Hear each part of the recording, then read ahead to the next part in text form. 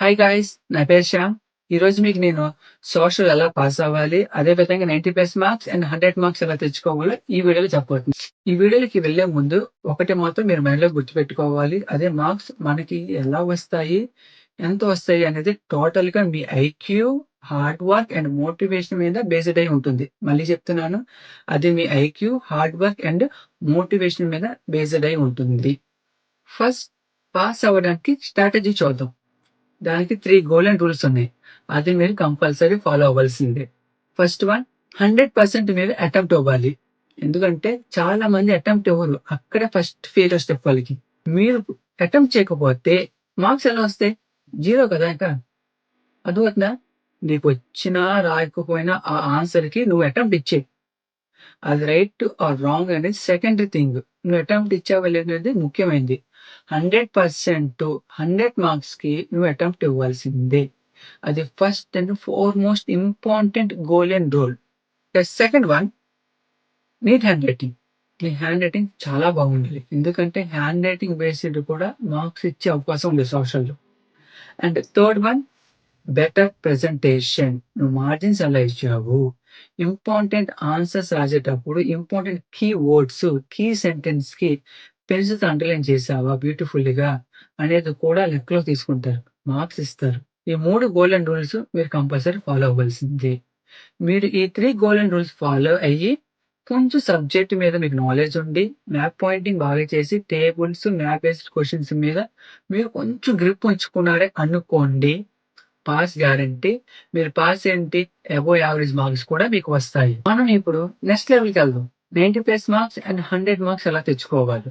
100 marks కోసం ప్రయత్నిస్తున్న వాళ్ళకి కూడా ఇందాక చెప్పిన 3 గోల్డెన్ రూల్స్ కంపల్సరీ ఫాలో అవ్వాల్సిందే. అదే మీకు ఫస్ట్ స్టెప్. మీరు 2 టైమ్ టేబుల్స్ రాసుకోండి. ఒకటి స్కూల్ వాళ్ళు ఇస్తున్న టైమ్ టేబుల్ అది కంపల్సరీ ఫాలో అవ్వండి. అదే విధంగా మీ పర్సనల్ టైమ్ టేబుల్ కూడా. అంటే స్కూల్ వాళ్ళు ఇచ్చిన టైమ్ టేబుల్ కాకుండా మిగతా సమయం, ఖాళీ సమయంలో మీకు ఏ సబ్జెక్ట్ వీక్‌గా ఉంది, ఆ సబ్జెక్ట్ మీద ఏ లెసన్ అయితే హార్డ్‌గా ఉంది, ఆ లెసన్ మీద ఫోకస్ చేయండి. ఇప్పుడు క్వెషన్ పేపర్ వైస్‌గా వెళ్దాం. ఇప్పుడు ఫస్ట్ సెక్షన్‌కి వెళ్దాం. దాంట్లో 12 క్వెషన్స్ ఉంటాయి. Each question carries 1 mark. Total 12 marks. 1 మార్క్స్‌లో మనకి ఎక్కువగా years, definitions, full forms, picture based questions, multiple choice questions లాంటివి ఎక్కువ ఇస్తారు. సో, మనకి ఈజీగా స్కోర్ చేసే విధంగా ఒక 10 ఇచ్చినా 2 మాత్రం ట్విస్టెడ్ చేసి ఇస్తారు మనకి. ఆటి మీద కంపల్సరీ మనం ఫోకస్ చేయాల్సిందే. ఆ 2 క్వెషన్స్ మీద. సో, మనకి 100 రావాలంటే ఈ 12 క్వెషన్స్ మేజర్ రోల్ ప్లే చేస్తాయి. ఇక్కడ ఒక్క మార్క్ పోయినా సరే మనకి 100 పోయినట్టే. సో, ఇక్కడ క్వెషన్స్ కొన్ని ఎలా ఇస్తారో చెప్తాను. ఒకసారి చూడండి. ఫర్ ఎగ్జాంపుల్ మీకు పిక్చర్స్ ఉంటాయి కదా! టెక్స్ట్ బుక్‌లో కొన్ని పిక్చర్స్ ఉంటాయి. ఆ పిక్చర్స్ బేస్ చేసుకొని ఇస్తారు. ఫర్ ఎగ్జాంపుల్ ఆహ్, జర్మనియా, Napoleon, spinning jenny, Bharatmata, MNC in globalisation. ఆళ్ళు పిక్చర్ ఇచ్చి guess the person are identify the person in the picture అని ఇస్తారు. సో, మీరు పిక్చర్స్ కూడా కొంచెం బాగా సీరియస్‌గా చదవాల్సిందే. అలాగే మనకి ఇయర్స్ కూడా ఇంపార్టెంటే కదా! ఫర్ ఎగ్జాంపుల్ ఎర్త్ సమ్మిట్ బ్రెజిల్‌లో జరిగింది. అది ఏ ఇయర్‌లో? అయితే కోప్రా కన్స్యూమర్ ప్రొటెక్షన్ యాక్ట్ అది ఏ ఇయర్‌లో ఎనాక్టెడ్ అయ్యింది? ఇలాంటి ఇయర్స్ కూడా అడుగుతారు. అదే విధంగా మనకి full forms like IMR, IMF, IBRD ఇలాంటి ఫుల్ ఫార్మ్స్ కూడా అడుగుతారు మనల్ని. ఆటిల మీద మనం కొంచెం ఎక్కువ ఫోకస్ పెట్టాలి. సో, ఒక్క మార్క్ కూడా పోకూడదు. మిమ్మల్ని ఒక క్వెషన్ అడుగుతాను. పూనా ఫ్యాక్టరీ ఏ ఇయర్‌లో జరిగింది? ఎవరి మధ్యన జరిగిందో చెప్పండి.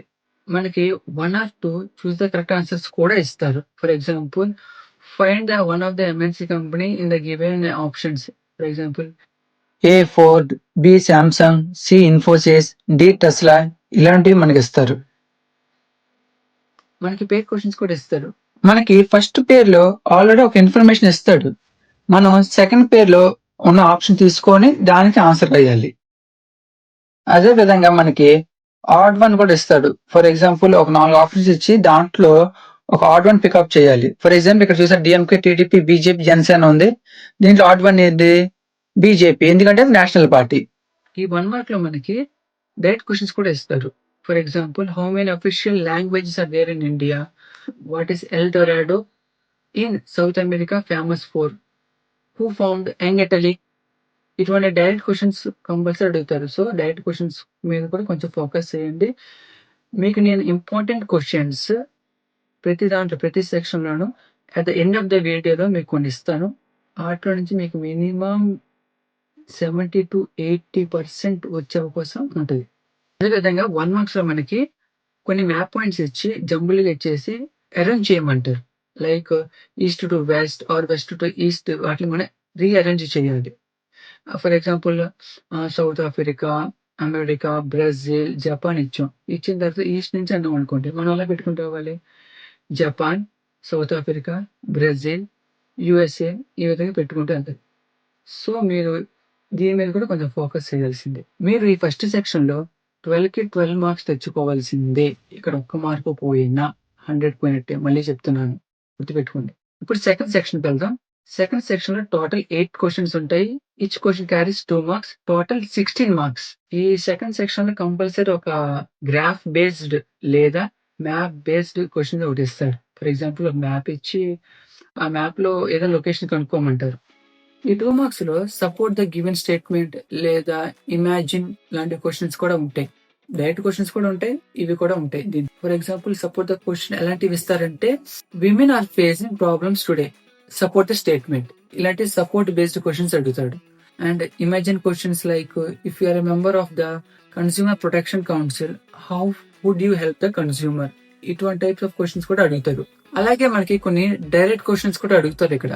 Direct questions in the sense like explain about the G77 countries, mention 2 functions of the national party, impact of globalization is not uniform, explain. ఇలాంటి డైరెక్ట్ క్వశ్చన్స్ కూడా మనల్ని ఎక్కువ అడిగే అవకాశం ఉంటుంది. సో మీరు డైరెక్ట్ క్వశ్చన్స్ మీద కంపల్సరీ ఫోకస్ చేయాల్సిందే. ఈ 2 మార్క్స్ క్వశ్చన్స్ మనం చాలా జాగ్రత్తగా రాయాలి. ఒక్క హాఫ్ మార్క్ కూడా అస్సలు పోకూడదు. డైరెక్ట్ క్వశ్చన్స్ రాసేటప్పుడు మినిమం 2 మీనింగ్ఫుల్ సెంటెన్స్ రాయండి. 2 పాయింట్స్ సరిపోతుంది. కాదు మీకు ఆన్సర్ ఇంకా వచ్చు ఎక్స్ట్రా రాస్తాను అన్నారే అనుకోండి, మినిమం 4 to 5 పాయింట్స్ సరిపోతుంది. అంతేగాని ఎక్కువ రాసి ఎవాల్యుయేటర్ చిరాకు తెప్పించకండి. ఒక్కోసారి స్ట్రైక్ ఆఫ్ చేసే అవకాశం కూడా ఉంది. సో మనం 2 మార్క్స్ రాస్తున్నాం కాబట్టి maximum 4 to 5 minimum 2 meaningful sentence రాయండి. మళ్ళీ చెప్తున్నాను, 2 మార్క్స్ లో ఒక్క హాఫ్ మార్క్ కూడా పోకూడదు. ఇది చాలా చాలా ఇంపార్టెంట్. ఇప్పుడు సెక్షన్ 3కి వద్దాం. సెక్షన్ 3లో టోటల్ 8 మార్క్స్ ఉంటాయి and each question carries 4 marks. Total గా మనకి 32 మార్క్స్ ఉంటాయి ఇక్కడ మనల్ని ఎగ్జామినర్ 2 టైప్స్ లో అడుగుతాడు. ఎయిదర్ 8 క్వశ్చన్స్ డైరెక్ట్ క్వశ్చన్స్ అడిగేయచ్చు, లేదా 6 క్వశ్చన్స్ డైరెక్ట్ గా అడిగి 2 క్వశ్చన్స్ పారాగ్రాఫ్స్ ఇవ్వచ్చు, లేకపోతే మ్యాప్ ఇవ్వచ్చు. పారాగ్రాఫ్ ఇచ్చినప్పుడు for example rewrite the given para అని ఆ విధంగా ఇవ్వచ్చు. అండ్ మ్యాప్ మనకి యూరోప్ మ్యాప్ ఎక్కువ ఇవ్వచ్చేమో అనుకుంటున్నాం. ఇండియా మ్యాప్, ఆఫ్రికా మ్యాప్ కూడా ఇవ్వచ్చు, కానీ ఎక్కువ యూరోప్ ఇచ్చే అవకాశం ఉంటుంది మనకి. ఈ 4 మార్క్స్ లో చాలా మంది మార్క్స్ పోగొట్టుకుంటారు. ఎందుకంటే ఇది కొంచెం లెంతీగా రాయని ఆన్సర్స్, అదే విధంగా చాయిస్ కూడా ఉండదు. 22 లెసన్స్ నుంచి ఎక్కడి నుంచి ఇస్తాడో మనకు తెలియదు కదా. కొంచెం కష్టమే, కానీ ఇంపాసిబుల్ అయితే కాదు, మనం రాయొచ్చు. దానికంటూ ఒక స్ట్రాటజీ ఉంది. మనకి 4 మార్క్స్ మెయిన్ గా ప్రతి లెసన్ లోను బ్యాక్ సైడ్ టెక్స్టువల్ ఎక్సర్సైజ్ ఉంటాయి కదా, వాటిలో నుంచి ఎక్కువగా ఇచ్చే అవకాశం ఉంటుంది. సో వాటిలో కొంచెం బాగా చదవండి, బాగా ప్రిపేర్ అవ్వండి. రెగ్యులర్ గా దానికంటూ ఒక half an hour to 1 hour పెట్టుకోండి ప్రతి లెసన్ కి. అండ్ ఫైనల్ గా ఇప్పుడు మనం సెక్షన్ 4 చూద్దాం. దాంట్లో 5 క్వశ్చన్స్ ఉంటాయి and each question carries 8 marks. Total 40. ఈ సెక్షన్ ఈజీ అనుకుంటే ఈజీగా ఉంటుంది, హార్డ్ గా అనుకుంటే హార్డ్ గా ఉంటుంది. నాకు తెలిసినంత వరకు ఇది చాలా ఈజీ సెక్షన్. ఎందుకంటే దీంట్లో మనకి చాయిస్ కూడా ఉంటుంది. ప్రతి క్వశ్చన్ కి ఒక చాయిస్ అనేది ఉంది ఇక్కడ. సో ఇది చాలా ఈజీ అండ్ స్కోరింగ్ కూడా ఇక్కడే మనం ఎక్కువ స్కోరింగ్ చేసుకోవచ్చు. సో ఈ సెక్షన్ మనకి చాలా ప్లస్ పాయింట్. ఇది మనకి దీంట్లో మనకి ప్రతి క్వశ్చన్ ఎక్కడి నుంచి వస్తుందో చెప్తాను, కొంచెం జాగ్రత్తగా వినండి. 29th క్వశ్చన్ మనకి జియోగ్రఫీ నుంచి వస్తుంది. 3rd lesson water resources, 4th lesson agriculture లో నుంచి మనకి ఎక్కువ వచ్చే అవకాశం ఉంది. 30th క్వశ్చన్ మనకి హిస్టరీ నుంచి వస్తుంది. 2nd lesson Indian nationalism, 5th lesson print culture, దీంట్లో నుంచి ఎక్కువ వచ్చే అవకాశం ఉంది. అండ్ దీంట్లో మనకి ఒక పారా ఇచ్చి కామెంట్ చేయమంటారు. ఆ కామెంట్ ఎలా చేయాలో నేను చెప్తాను. అలా చేస్తే మీకు compulsory 8 out of 8 marks compulsory వస్తాయి. కామెంట్ చేసేటప్పుడు 4 sub headings very very important. First sub heading introduction. ఆ పారా ఏ లెసన్ తీసుకున్నారు దాని గురించి కొంచెం ఎలాబరేట్ గా రాయించాలి. And second subheading analysis. Analysis చేసేటప్పుడు ఆ ఇచ్చిన పారానే మీరు అక్కడ రాయాలి. ఆ పారా గురించి కొంచెం రాయండి సరిపోతుంది. And 3rd point explanation. ఆ పారా మీకు చదివిన తర్వాత మీకు ఏం అర్థమైందో ఓకేనా? లెసన్ గురించి కూడా కొంచెం రాయొచ్చు. అది రాయండి అక్కడ. And fourth one important one conclusion. ఓవరాల్‌గా నీకు చదివిన తర్వాత ఏం అర్థమైంది ఆ పారా గురించి అనేది ఒకటి రాస్తే, మీరు కానీ ఈ 4 హెడ్డింగ్స్ పెట్టి పర్ఫెక్ట్‌గా రాస్తే 8 ఔట్ ఆఫ్ 8 కంపల్సరీ వస్తున్నాయి.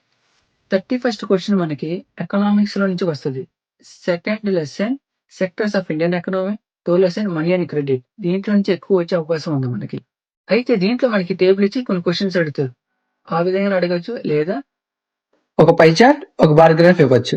లేదా ఆప్షన్ ఏ టేబుల్ ఇచ్చి ఆప్షన్ బి క్వెషన్ అడగొచ్చు. ఏ విధంగా అడగొచ్చు మనల్ని.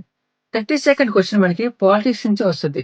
అయితే ఫస్ట్ లెసన్ పవర్ షేరింగ్ నుంచి ఒకటి and fourth lesson political parties నుంచి ఒక క్వెషన్ ఇస్తారు. అయితే ఇది టెక్స్చువల్ క్వెషన్స్ ఎక్కువ అడిగే అవకాశం ఉంటది మనకి.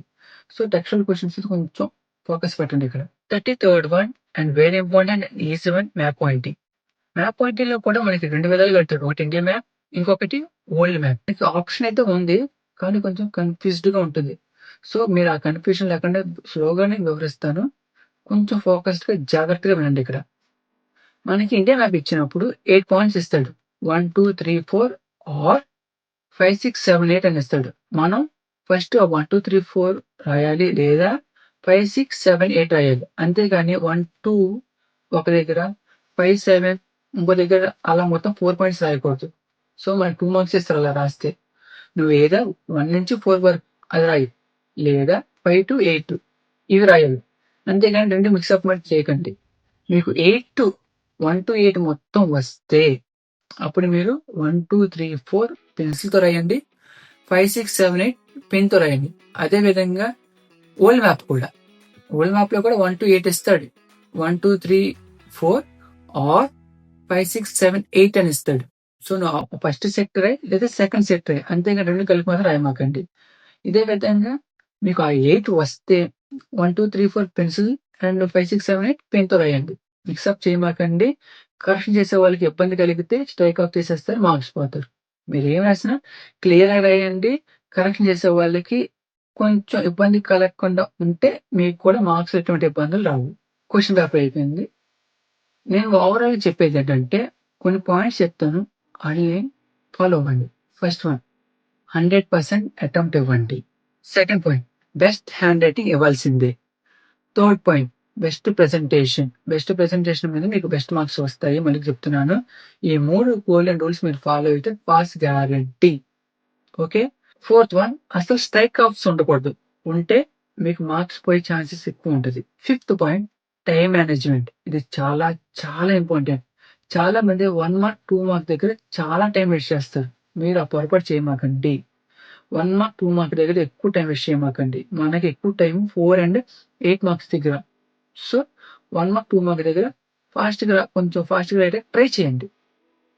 Sixth point first question paper ఇవ్వగానే మొత్తం క్వెషన్ పేపర్ చదివేయండి. చదివిన తర్వాత మీకు వచ్చిన క్వెషన్స్ అన్నీ ఫస్ట్ రాసేయండి. అలా రాయటం వల్ల మీకు టైం సేవ్ అవుతుంది. అలాగే కరెక్షన్ చేసే వాళ్ళకి మీ మీద కొంచెం మంచి ఇంప్రెషన్ కూడా వస్తుంది. సో, ఈ పాయింట్ చాలా ఇంపార్టెంట్ వన్. సెవెంత్ పాయింట్ నాకు తెలుసు మీలో చాలా మంది మంచివాళ్ళుంటారు. మీరు రాస్తున్న పక్క వాళ్ళకి కూడా హెల్ప్ చేద్దాం అనుకుంటారు. కానీ ఇక్కడ కొంచెం మీరు సెల్ఫిష్‌నెస్ చూపించాల్సిందే. ఫస్ట్ మీ ఎగ్జామ్ అయ్యేంత వరకు ఎవ్వరికి చూపించకండి. ఫస్ట్ మీ ప్రయారిటీ. సో, మీరు మీ ఎగ్జామ్ మొత్తం రాసిన తర్వాతే దాని తర్వాత మీకు చూపించాలంటే లేకపోతే చూపించకపోవటం చూపించాలి మీ పర్సనల్ అది. అయితే నేను మాట్లాడను దీని గురించి. ఒకటైతే గట్టిగా చెప్తా. హార్డ్ వర్క్ చేయండి. ఏది మనకి ఈజీగా రాదు. మనం అనుకునేవన్నీ జరుగుతాయి. కానీ అవన్నీ జరగాలంటే నీ మీద నీకు నమ్మకం ఉండాలి.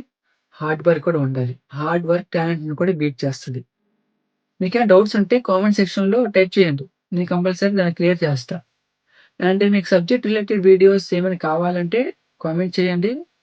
నెక్స్ట్ వీడియోస్ చేయటానికి ట్రై చేస్తా. మాక్సిమం ట్రై చేస్తా నేను. ఈ వీడియో మీకు హెల్ప్‌ఫుల్ అయిందంటే మీ ఫ్రెండ్స్ కూడా కొంచెం షేర్ చేయండి. వాళ్ళు కూడా నేర్చుకుంటారు కదా! And please subscribe to my channel. Thank you.